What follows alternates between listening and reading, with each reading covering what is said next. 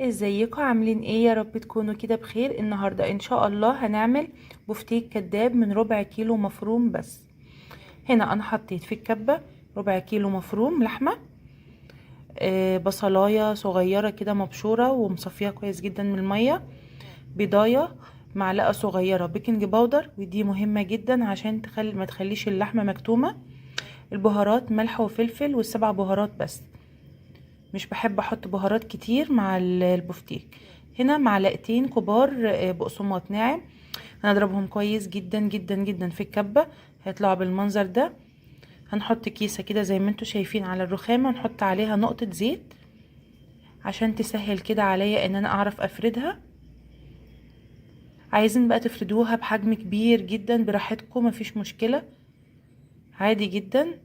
هنا انا بحبها بالحجم ده.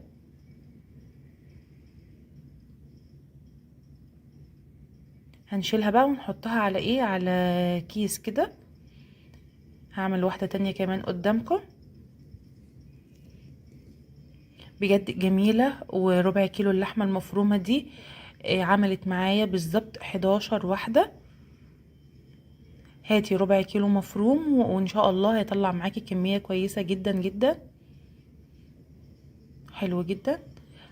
هعمل بقى كمية كلها، ولازم ادخلها الفريزر مدة لا تقل عن ساعة او ساعتين، ده لازم عشان تعرفي تشتغلي فيها في خليط البيض والبقسماط.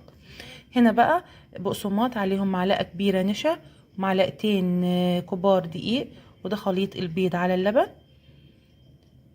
شايفة بقى اتجمدت ازاي؟ انا حطيتها بالظبط ساعتين في الفريزر، اتجمدت جدا. انا بقى عارفة امسكها كويس جدا واشتغل فيها عادي براحتي.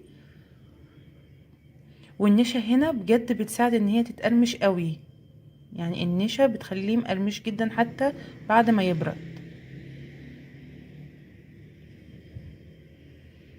بجد بيبقى طعمها ما تفرقش حاجة عن البفتيك الاصلي، يعني يعتبر زيها. ومن ربع كيلو مفروم هيعمل معاكي كمية يعني حلوة جدا جدا، يعني غدواية هتكفي كل العيلة بإذن الله.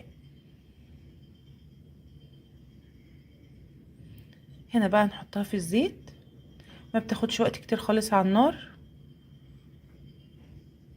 اصلا لحمة مفرومة واللحمة المفرومة بتستوي بسرعة.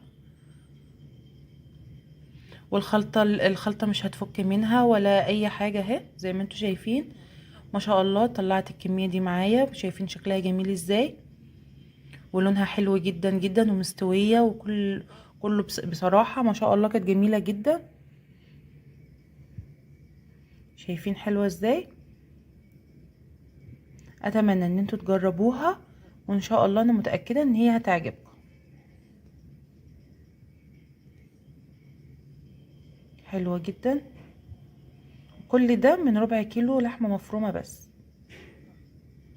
اتمنى ان انتوا تجربوها وان شاء الله هتعجبكم. مع